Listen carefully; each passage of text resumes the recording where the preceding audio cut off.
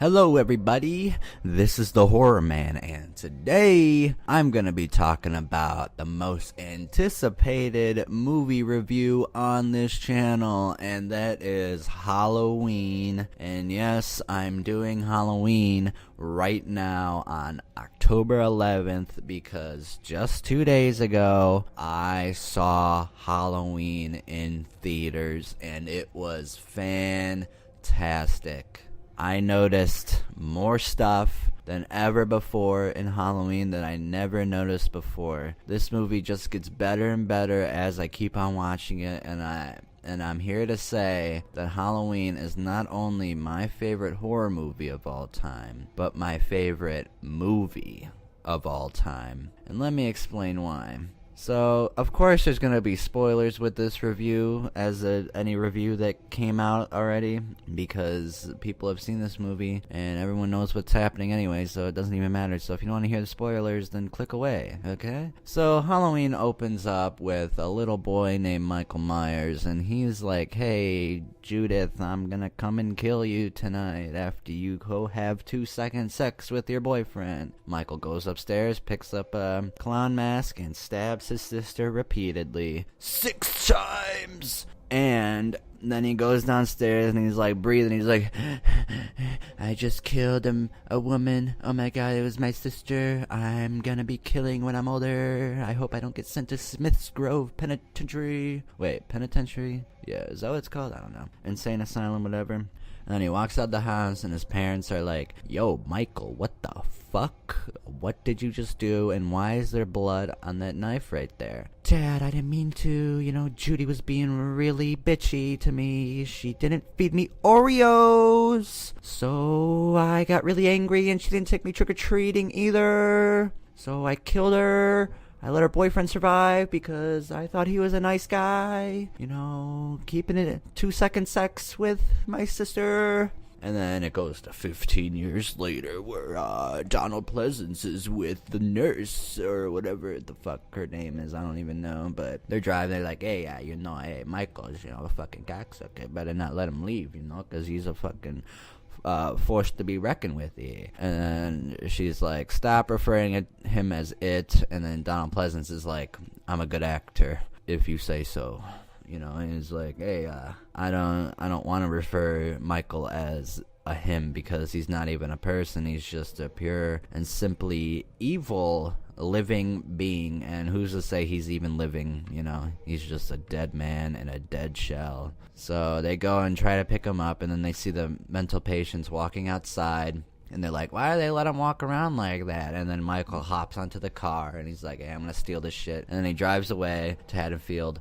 And then it's Halloween and we get introduced into Laurie Strode. And the father is like, "Hey, yo, what's up? You gotta deliver this key to the Myers place." And I was like, why are they delivering a key to the Myers place? That is really weird. John Carpenter, why did you do this? No one's even gonna live in that house again. Well, now it's a chiropractor house or something in real life, so I guess, hey, maybe that's where the key went to. And then she meets up with Tommy Doyle, and Tommy Doyle's like, "Hey, you can't go there. That's the boogeyman's house." And she's like, "Oh yeah, watch me, bitch." Pussy ass Tommy Wallace, or Tommy Doyle, whatever. Tommy Lee Wallace was like a person who worked on Halloween, so I get them mixed up all the time. Tommy Doyle, he's like, "Hey, I'm sorry, I must be a big pussy." So she puts the key under the mat, and Michael's like, "Ooh, a key for me? Thank you." And then he starts heavily breathing, and then Tommy's like, "I'll see you later." And then Laurie's like, "Bye." And then she walks away, starts singing. Then Michael comes out of the house and starts watching her from a distance, and this is where he starts stalking her until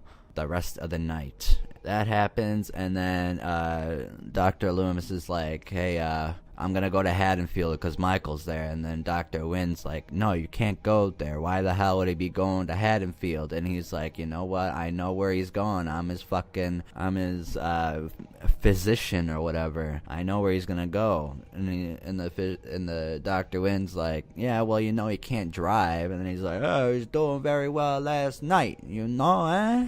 Okay." So I'm starting to forget what happens right next, but I'm gonna go where Tommy Doyle is getting out of school, and the kids pick on him about, hey, the boogeyman's gonna come and get you, and then they trip him and he lands on the pumpkin, and then the little kid comes running around the corner to Michael in his hand. He's a freaky ass scene right there. And then Michael lets him go, and then he starts stalking Tommy Doyle until he drives away and passes him. And then we get to Laurie Strode walking out with Linda, and they're like, totally. This is a part where I didn't know that this was actually happening. And when they're walking out of the school and they're doing you can hear the cheerleaders in the back saying, we're from Haddonfield, couldn't be prouder. If you didn't hear that, we can go a little louder, or something like that. And that's been a teaser for the new Halloween, and I thought they just made that up for the new one. But, David Gordon Green is getting really down to detail with this shit. Props to him. I didn't even notice that until 2 days ago, so congrats. He must have been watching it in theaters where it's loud, because if you watch Halloween at home, it's a very quiet movie until the music comes in. It's like, bah! Yeah, that was loud.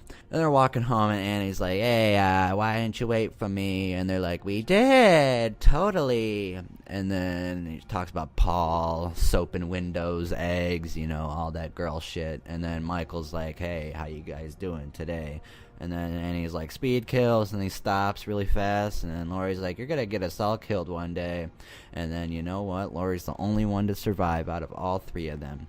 And then Loomis is driving, and he stops at a payphone. He's calling the Haddonfield police and saying, like, hey, Michael's gonna come here, he's gonna fucking kill people. And they're like, nah, you ain't telling the truth. And then he's like, alright, it's your funeral or whatever. And then he goes and he sees a truck, and then he sees the wrapped in red matches that was left in the girl's car that Michael took. And then he runs away, but the camera pans over to a mechanic, and that's the second death in the whole entire movie. And that is crazy. I wonder how he fucking died. Did you think he stabbed him or strangled him? Because, here there's blood on him. So who knows? Who knows what happened with that death? And then, before that all happens, Laurie, or this might be after, when Laurie goes inside and he looks out her window and sees fucking Michael outside in the sheets, and then another shot is where he disappears. And another scene when she's in school and she sees him staring outside the school looking at her, and she's so focused on that, but she can still answer the question that the teacher asked her, which makes her a very intelligent character. And then Annie calls her. She's like, hey, I'm gonna come pick you up, okay? But before that, she's like, and Laurie's like, I got really scared, so I'm gonna hang up the phone. And then Annie's like, I'm gonna come pick you up, okay? And then they get picked up, and then they're driving, and then Don't Fear the Reaper's playing, and Michael Myers is following them, and then they go smoking a doobie, and then they're driving around town, and they're like, oh my god, my dad. And then they're like, put this away. And then, Laurie, stop coughing. And then they roll down the window. Sheriff Brackett's like, hey, kids probably stole knives, mask, rope, I think is what they took too. And then they leave, and then Loomis comes, and he's like, could I speak to you for a moment? And the sheriff's like, 10 minutes, and he's like, I'll be here. And then Loomis is looking at the store, looking around, and then he doesn't see Michael come passing him on the street driving, and it's like, damn, you could have had him right there. He was there. He was right there. It goes to the babysitting time where Annie and Lindsay meet, and they babysit, and Tommy and Laurie meet, and then Annie's like so intrigued about Paul and wants to fuck Paul all the fucking Paul time. Paul makes a song about Paul wanting to see Paul's dick. Paul's dick is nice, goes inside my vagina. I'm Annie, I'm the sheriff's daughter, and I love Paul. Yeah, that happens, and she sets up Laurie with Ben Tramer. Tommy Doyle's looking out the window and seeing the boogeyman, and he's like, hey, the boogeyman's here. And Laurie's like, oh, shut the fuck up. There's no fucking boogeyman, even though I've been seeing some guy stalking me the whole fucking day. There is no boogeyman. Laurie's like, please don't let me be with Ben Tramer. It doesn't even matter anyway, because Ben Tramer dies in the second Halloween, so it doesn't matter. Annie comes over with Lindsay and says, if you watch Lindsay while I go have sex with Paul, I'll consider talking to Ben Tramer in the morning. So none of these even matter, because Annie won't be able to talk to Ben Tramer in the morning, not only because she died, but because Ben Tramer dies anyway, so it doesn't even matter. And then she's singing about Paul. She's like, oh, Paul, Paul, Paul, Paul. Goes to her car. It's like, damn, I forgot my fucking keys. And then goes back, singing more about Paul. And then goes in the car and sees that there's condensation on her windshield. And she's touching. She's like, oh, what the hell? And then Michael comes out of nowhere for unexpected kill and makes John Carpenter's music really stand out with the and strangles her. And then she's like beeping her horn. And then Michael's like, okay, I don't want to be noticed. So he stabs her in the neck, slits her throat. Tommy looks outside. Michael's carrying Annie out and carrying her into the house. And it's like, I'm going to set up a very nice bed setting where Annie's going to lay down with Judith Meyer's tombstone right there. Laurie is like, all right, I don't want to watch these kids anymore. I'm a human being too. I want to have sex with Ben Tramer. Maybe I should. And then Linda and Bob come and they're like, all right, Laurie, before you have sex, we gotta have sex. So they go into the Wallace's house and they start doing it. And Michael's like, oh, I ain't having this shit. I'm gonna fucking kill you guys because you guys suck. And they do it.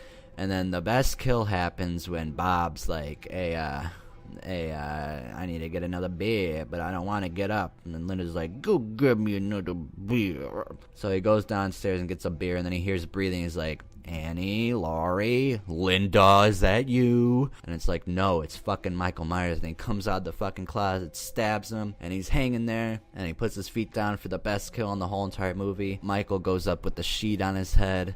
Linda's like, see anything you like? She's like, where's my beer? And then Michael's just standing there looking at her tits like, okay, I can live with this. She's like, fuck it, I'm gonna call Laurie because I just had sex and I'm not getting my beer and Bob is being a butt face. So Laurie answers, and then right as she answers, Linda's like, I'm getting strangled, but I sound like I'm having sex.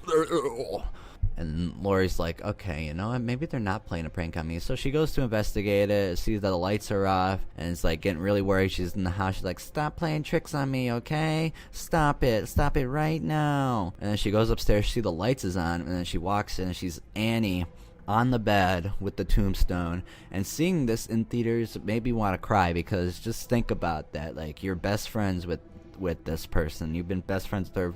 Who knows how long they were best friends for, but you know, if they can talk about like having sex all the time, they must be pretty close friends. And just seeing her dead on a bed is like out of this world. Like, if I was to walk into a house and I saw my friend laying dead, I would be freaked the fuck out and I would cry everywhere. And she was starting to cry and she was like screaming. She started seeing everybody pop up. Bob was on a swing set coming down from the fucking door. Linda had a funny face when she died. You know, the door opened on its own, and then she's like, I'm gonna get the fuck out of here. And then she goes and she's crying.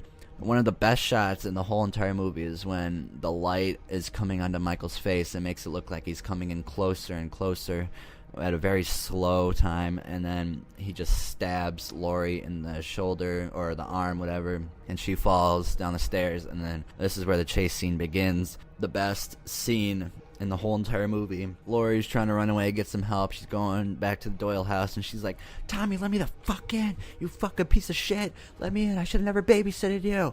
And then she didn't say any of that, but you know, most of this shit that I've been saying, you know, has been very exaggerated. But I mean, all the basic stuff is getting in here though, so that's all I want to get through. And then Tommy lets her in. It's like, Tommy, go upstairs, get Lindsay or whatever, you know, hide. Michael comes in through the window because that's how creepy it is, because she's like, oh shit, I left the window fucking open. And she's on the couch with her knitting needle. Not Lindsay, Michael comes up with the knife, and it's like, I'm gonna stab you, but misses terribly. And then Laurie stabs him in the neck, and he's like, shit. So she's like, oh, I killed this guy. And he's like, you don't gotta worry about nothing, Tommy and Lindsay. And Tommy's like, you can't kill the boogeyman. And right as he says that, Michael comes up the stairs like, yeah, damn right you can't kill me. I'm not gonna kill Tommy because he knows what the hell I'm doing here. Laurie's like, go hide. And then she runs into the room, opens the doors to the balcony to make it seem like she ran for it out there, but then goes in the closet. And then Michael's like, I'm not that stupid. I know I eat dogs and stuff. stuff, but I'm not stupid. I know where you guys are at. And he goes to the closet, opening it forcefully, then punches through. Then Laurie stabs him in the eye, and then with the closet hanger, and then stabs him in the chest with the knife. He's like presumed dead, and Laurie's like, okay, now I killed him. And then Michael Myers like, nope, and then gets up really slowly and starts walking towards Laurie, and then he starts strangling her, and then Loomis is like, oh shit, there's Michael, and then shoots him. He's standing there, he's like, okay, is that all you got? Then shoots him 5 more times, or 6 more times, whatever. 6 times! He falls to the ground, and he's laying on the ground. Laurie's like, it was the boogeyman. Loomis is like, as a matter of fact, it was. Goes out and checks Michael to see if he's there, and he's like, nope, he's not there. So, and that's how the movie ends, with Michael's breathing over all the places we've been to in the movie, and such a expertly crafted ending. It's fantastic. So yeah, I'm excited to see what's gonna happen in the new one, like where it comes from. I don't know if they're gonna go directly from the first movie, like how he got to the asylum again or whatever, but I'm excited. Another week to go. Oh my god, I can't believe we're this close, guys. We are this close. 1 week away. I remember when it was 52 weeks, and now it's 1. I remember over the summer I was getting ice cream with my friend, and we were counting the days, and it was 89 days. Now it's only 7 days. 7 days, my dudes and woman. I don't know if there's women who watch me, but hey, if there is, shout you out. I love women. Yeah, so Halloween is the best movie of all time. I literally just described the whole movie in less than 20 minutes, so I think that's pretty cool. I'm gonna give myself an award for that. Alright, well, I'll see you guys later. I'll do another video soon. Goodbye.